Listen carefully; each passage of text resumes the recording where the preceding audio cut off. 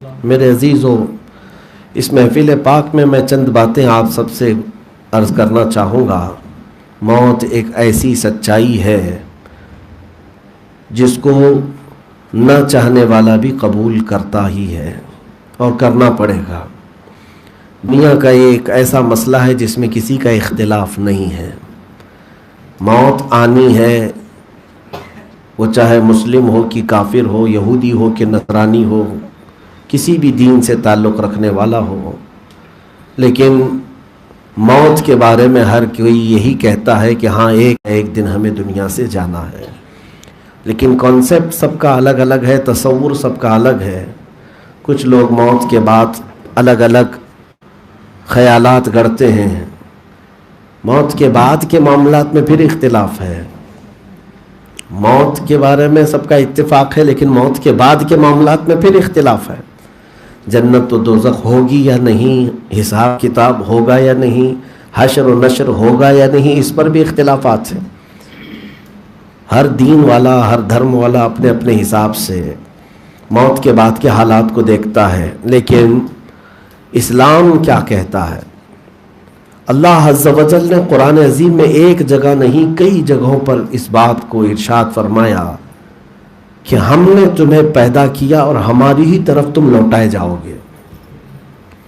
آپ کو پتہ ہے جب ہم اپنی میتوں کو دفن کرتے ہیں قبر میں، تو میت کو رکھنے کے بعد مٹی دینے کا جو سنت طریقہ ہے وہ یہ بزرگوں سے بھی سنتے ہوں گے، یا قبرستان میں یہ آیت آپ بلند آواز سے سنتے ہوں گے، منہا خلقناکم وفیہا نعیدکم ومنہا نخرجکم تارۃ اخری۔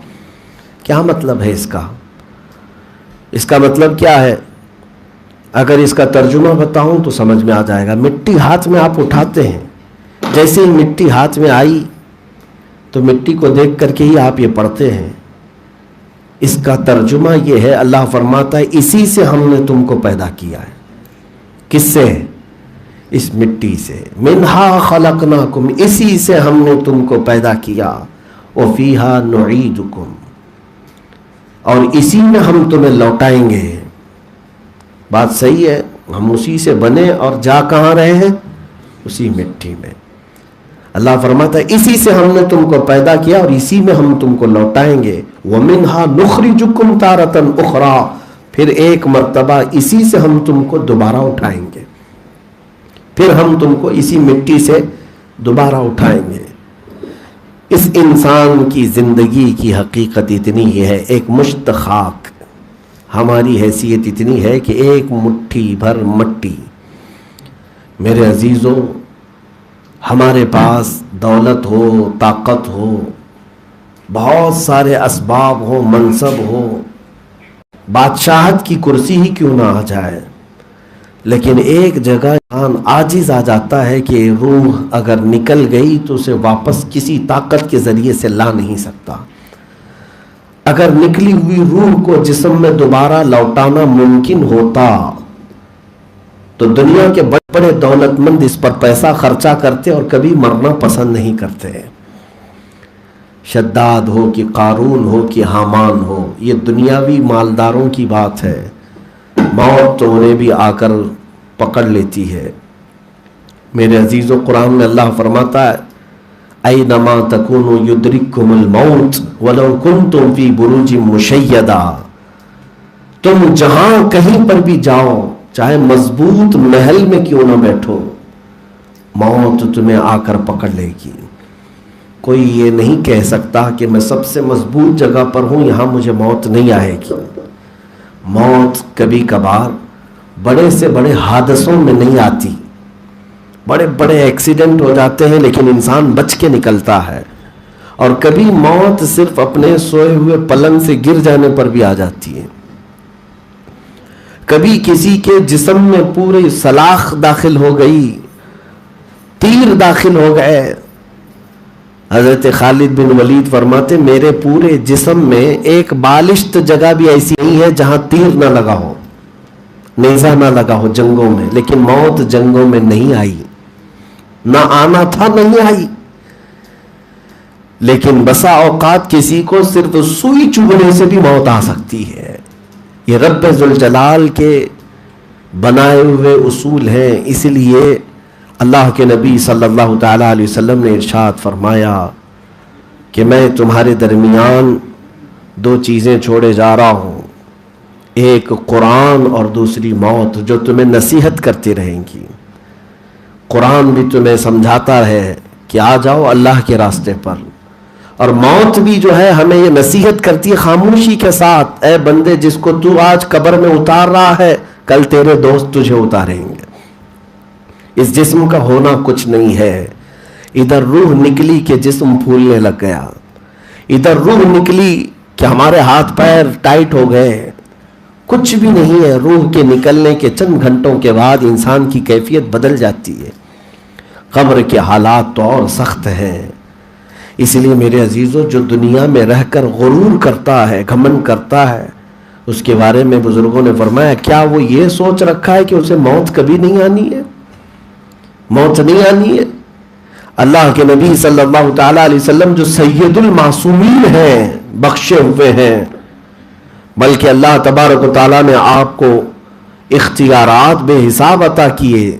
اس رسول کا حال یہ ہے، فرماتے ہیں میں سجدے میں جاتا ہوں تو میں اس بات کا یقین نہیں رکھتا کہ اگلے سجدے تک میں زندہ رہوں گا. موت کو یاد کرنے کا یہ طریقہ تھا، اتنی ایسی کیفیت تھی.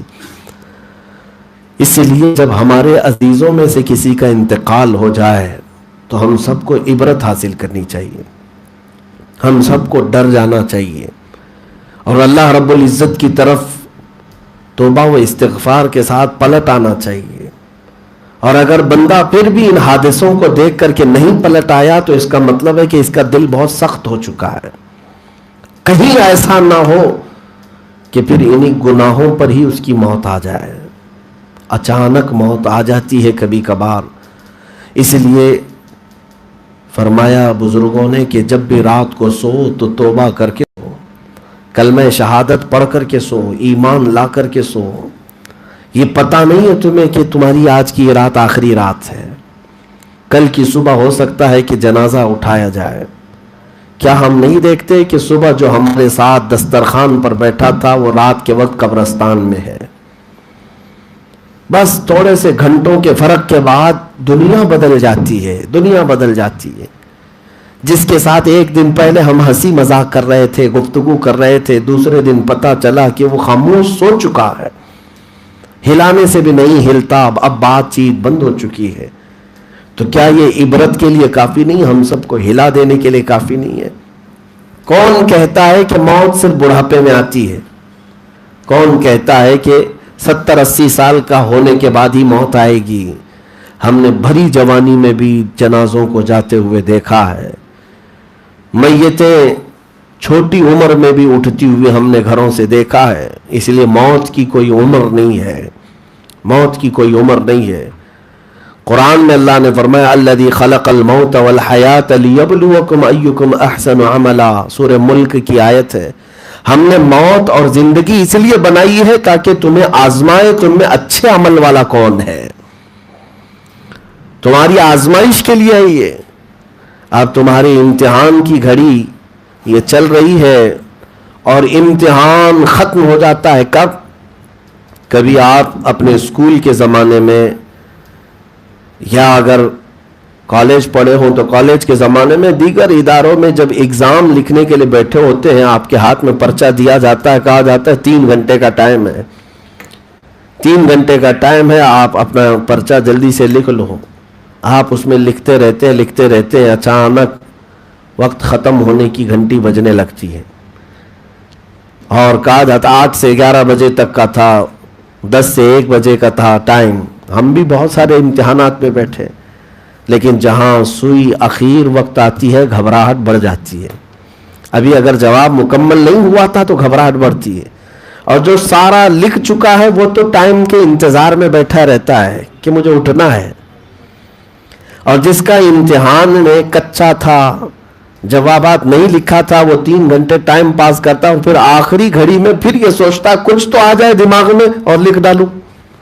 اس کے بعد پھر وہ وقت بھی آتا ہے کہ پکارنے پر کہ ٹائم ختم ہو گیا، ٹیچر پکار رہا ہے، گارڈ پکار رہا ہے، ایگزامینر پکار رہا ہے کہ اپنے پرچے جمع کرو، لیکن یہ جمع کرتا نہیں جلدی، سوچتا ہے کہ تھوڑا اور ٹائم مل جائے، سامنے والوں کے پرچے وصول ہو جائیں، پھر میں پیچھے سے لاسٹ میں دے دوں گا. یہ سب کی کیفیت ہے. سوچتے ہیں تھوڑا ٹائم بچا لیں، پھر خود سے بڑھ کر کے جا کر جمع تو نہیں کیا پرچہ، وقت اوور ہو گیا تو ایگزامینر سر پہ آ کے کھڑا ہو گیا. ایگزام میں جو گارڈنگ کے لیے تھا ٹیچر، وہ سر پہ آ کے کھڑا ہو گیا اور پرچہ چھین لیا. پرچہ چھین لیتا ہے اور کہا کہ ہو گیا ٹائم آؤٹ. اس کے بعد وہ پرچہ جب لے کر کے جاتا ہے تو کئی چیزیں دماغ میں آنے لگتی ہیں. ارے اس کا جواب یہ بھی تھا، اس کا جواب یہ بھی تھا. تم جا کر کے الجھنے لگتے ہو کہ گارڈ سے یا پھر جو اسکواڈ ہوتے ان سے یا پھر ٹیچر سے، پلیز تھوڑا 2 منٹ پرچہ مجھے واپس دے دے، میرے دماغ میں جواب آ گیا ہے. جواب کیا کہا جاتا ہے؟ Time is over. آپ کا وقت مکمل ہو چکا ہے، اب آپ کا لکھنا کام نہیں آئے گا. میرے عزیزوں، یہ دنیا کے امتحانات دینے والے عبرت حاصل کریں. اللہ تبارک و تعالیٰ نے تمہیں زمین پر اتارا ہے ایک مقررہ وقت کے لیے، اور فرمایا ہے ہر ایک کو ایک مقررہ وقت تک یہاں جینا ہے. اور تم اپنے اعمال سے امتحان دے رہے ہو، اور اگر تم نیکیوں میں پکے تھے تو انتظار کرتے ہو کہ ٹائم کب ختم ہو رہا ہے، میں اپنے رب سے ملاقات تو کر لوں. لیکن جب دنیا داری میں ایسے مصروف تھے تو جانا پسند نہیں کرتے. اللہ کی بارگاہ میں جانے کی بات آئے تو لوگ ڈر بھی جاتے ہیں. کہتے تو ہیں کہ ایمان پہ موت ہو. ایک حاجی صاحب حج پہ جا رہے تھے، کئی سالوں پہلے کی بات ہے، تو کہا کہ حضرت دعا کیجئے. ہم نے کہا اللہ مدینے میں موت عطا فرمائے. کہا ارے حضرت اتنی جلدی کی بات نہیں ہے، ابھی آپ یہ دعا کیوں کر رہے ہیں؟ یعنی یہ تمنا بھی ہے کہ مدینے میں مرنا ہے، لیکن یہ نہیں کہ اتنی جلدی مرنا ہے.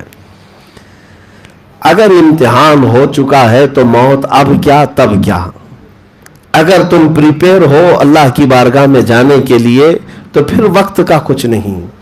اسی طرح میرے عزیزو، زندگی جب ختم ہونے پر آتی ہے، اچانک ملک الموت گھر پر آ جاتا ہے.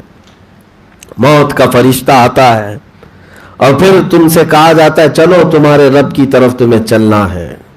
کچھ لوگ اس وقت ہاتھ پیر مارتے ہیں کہ ابھی نہیں جانا، ابھی نہیں جانا، لیکن ان کا ہاتھ پیر مارنا نہیں سنا جاتا.